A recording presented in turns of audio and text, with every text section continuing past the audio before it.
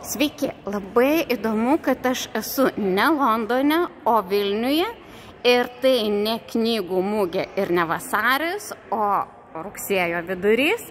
Ir štai turim tokį Open Books festivalį.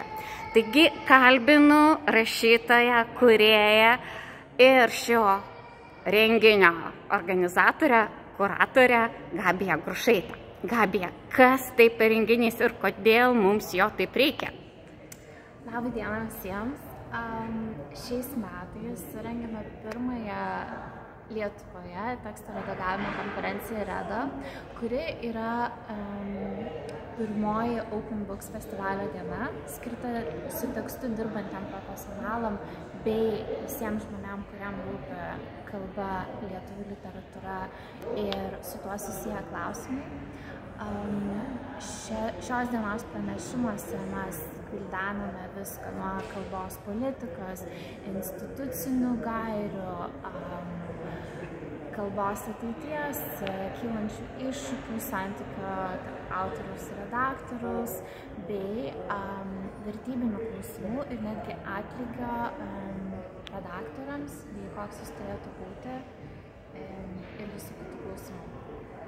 O kodėl, Gabija, jūs įsivaizduojate, kodėl jums prireikė šito festivalio? Nes tikrai, vadinasi, jeigu jūs, nes organizuoti tokio lygio festivalį, tai yra tikrai darbas.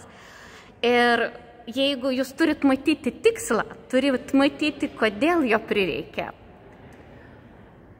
Tikrai sunkus klausimas ir atsakymas nelengvas, nes festivalis nėra remiamas jokiamis valstybinėmis lėšomis. Tai yra tik privačiomis lėšomis sukurtas renginys.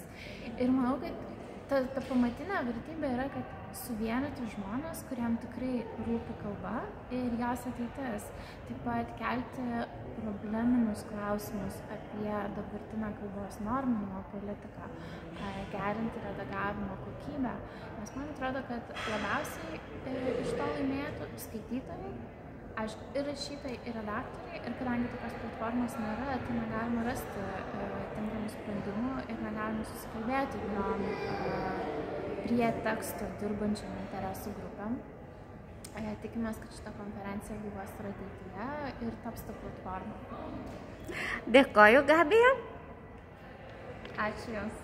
Ir visi, kas Vilniuje, žinokit, kad dar rytoj bus susitikimai su autoriais.